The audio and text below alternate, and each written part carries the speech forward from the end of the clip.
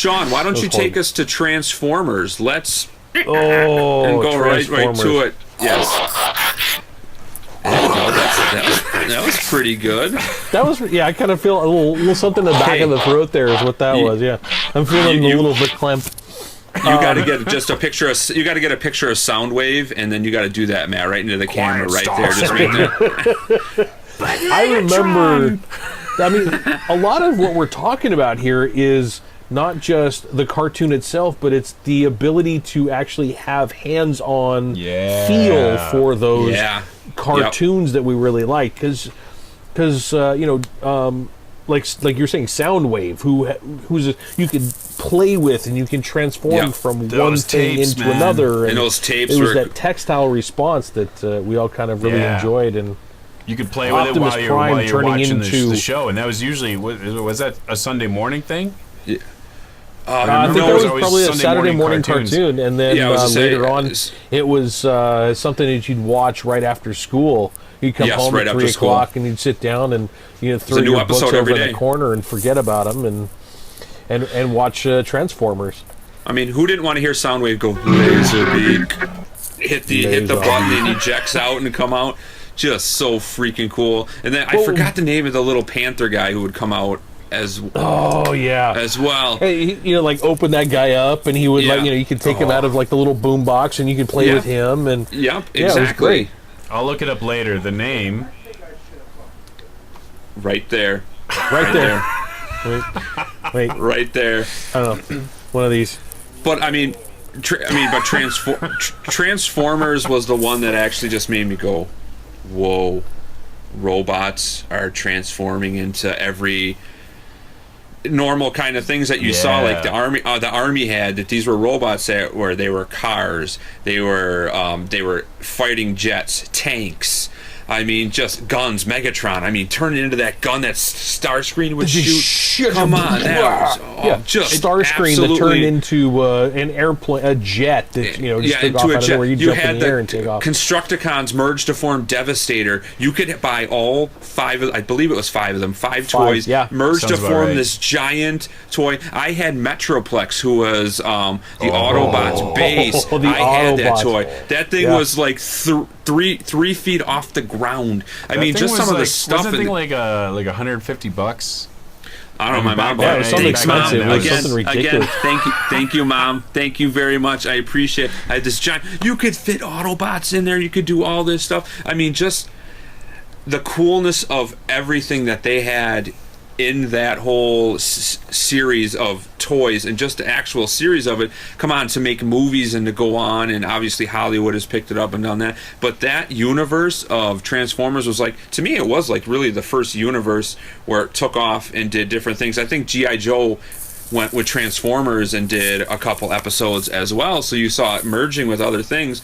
But that show was just, I threw my bag down. I wanted to watch that right away when I got home, because it was one of those ones that would pick up, remember from last week's episode, and then it would just go like that. Roll into the next one. I mean, here you have continuation from one to the other.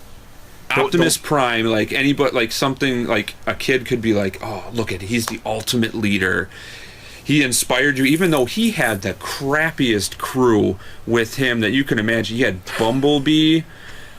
He was a little. I mean, are you kidding me? That he had an annoying kid with him too, because that scientist and his son was with him.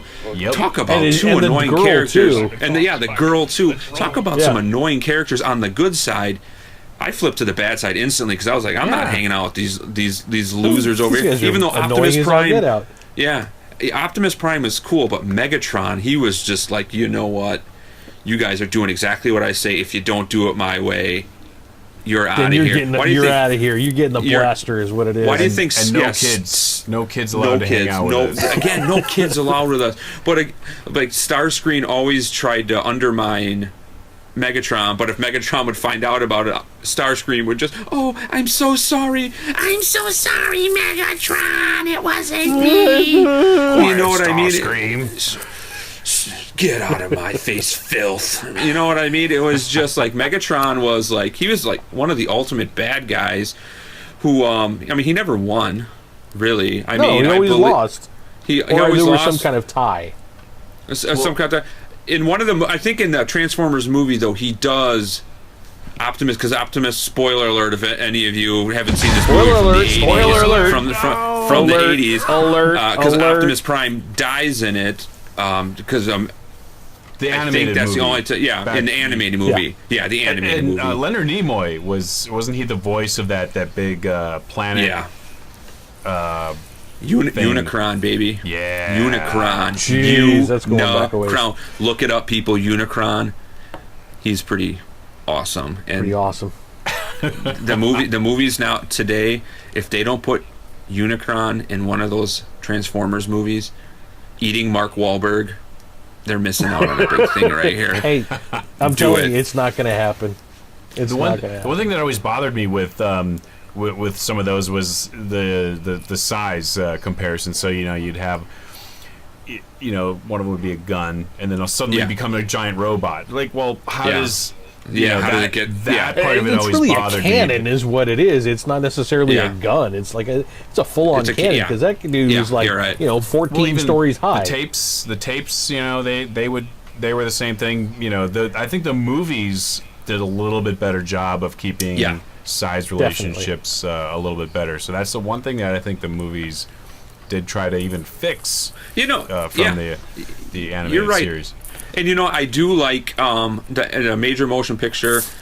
I mean, I did like the first Transformers was really. I thought it was really, really well done. I thought Michael Bay in the second. Yeah, I think that Michael Bay in the second one, there was some cool stuff with it, but I think he tried again, like a Lucas kind of did. He added these characters that you didn't like, those annoying French-speaking robots or whatever. I don't even know what they were. They were just kind of. What those two were just kind of like hanging out underneath the one with the dangling golden junk.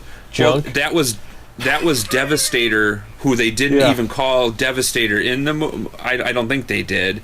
I don't think they did either. That was not needed. The second one, the third one got better.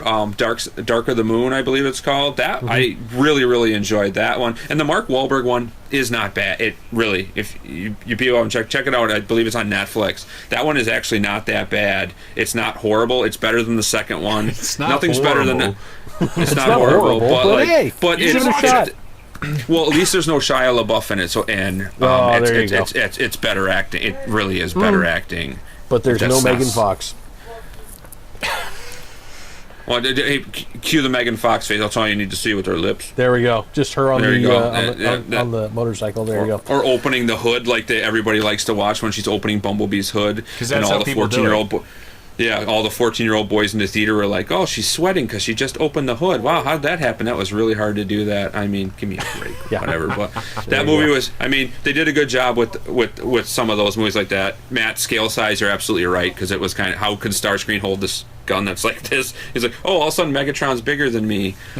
Exactly. All of a sudden, how did that happen? But like, I don't think they were thinking about that when they did that. And I don't really think we thought about it as much until we got older, and then you went back and watched some of it. But like, the animated movie is pretty good. I highly recommend watching the animated movie. I really enjoyed that.